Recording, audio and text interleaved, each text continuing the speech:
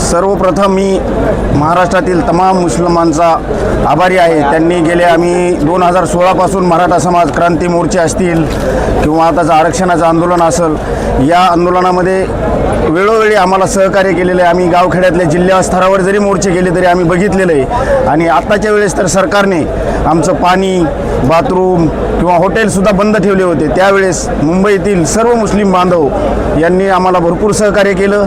त्याच्यानंतर साबदी साहेबासारख्यांनी आणि विशेष करून असुद्दीन ओवैसी साहेबांनी, ज्यावेळेस आम्ही पाठीमागच मला वाटतं 1-1.5 वर्षापूर्वीच त्यांनी सांगितलं की जरांगे पाटलासारखा वाघ एखाद्या समाजामध्ये जन्मावा लागतो, त्याच्या पाठीमागं आमचा पक्ष हा खंबीरपणे उभा आहे। त्याचं पुरेपूर पालन या मुंबईतील मुस्लिमांनी केलं, त्याच्याबद्दल त्यांचे धन्यवाद मानतो। आणि दुसरं एक सांगतो की जे आरक्षण आहे, हे आरक्षण पाठीमागच्या सरकारांनी, भाजप असो, काँग्रेस असो, कुठलेही सरकार असेल, यांनी असे खैरात वाटल्यासारखे वाटून टाकले। ज्या महाराष्ट्रामध्ये ओबीसींना 32%, SC STंना 20%, असं 52% आरक्षण दिलं, हे म्हणतात 50%च्या पुढे जाता येत नाही। 52% आरक्षण दिलं कसं, याचं उत्तर अगोदर या सरकारने द्यावं। त्याच्यानंतर 52% आरक्षण, 32% जर तुम्ही ओबीसींना आरक्षण दिलं असेल तर या महाराष्ट्रामध्ये 32 दोन्ही 64% ओबीसी समाज आहे, असं हे तर कायद्यानुसार ग्राह्य धरावं लागेल।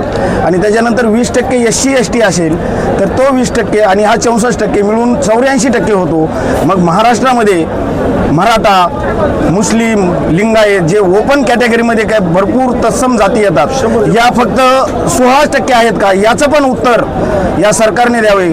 आणि आम्हाला जे तुम्ही SC BC मधून 10% म्हणताय, ते आमचं 10% आणि मुस्लिमांचं 6% राहिलेलं आरक्षण तात्काळ द्यावं, एवढी मी या सरकारला विनंती करतो। आणि यापुढील आंदोलन आणखीन तीव्र केलं जाईल, हे या सरकारने लक्षात ठेवावं।